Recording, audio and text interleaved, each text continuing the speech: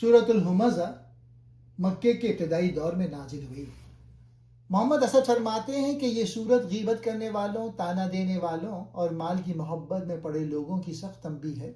हुमज़ातिल लुमज़ा से मुराद वो लोग हैं जो दूसरों की गीबत करते हैं, ताना देते हैं, ऐब निकालते हैं और लोगों को छोटी छोटी बातों पर बदनाम करते हैं। ये ज़बान के ज़रिए दूसरों को नुकसान पहुँचाने वाले हैं।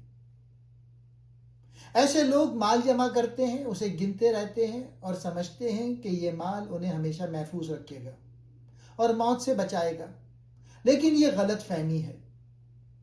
माल दुनिया में तो कुछ फ़ायदा दे सकता है मगर आखिरत में नहीं बचाएगा।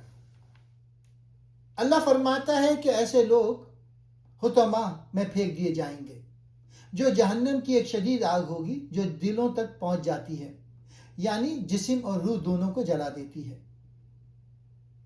मोहम्मद असद की किताब में ये बात वाज़ेह है कि हुतमा का मतलब है टुकड़े टुकड़े करने वाली या सब कुछ चिकनाचूर करने वाली आग। ये अल्लाह की तरफ से भड़काई गई आग है जो सुतूनों में बंद की जाएगी, यानी उससे निकलना नामुमकिन होगा।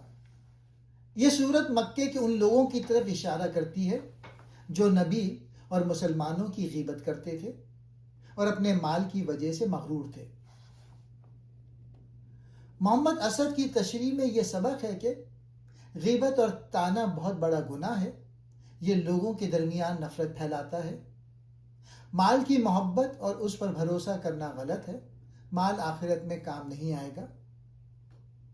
हकीकी कामयाबी ईमान, इखलाक और अल्लाह का खौफ है, ना कि माल।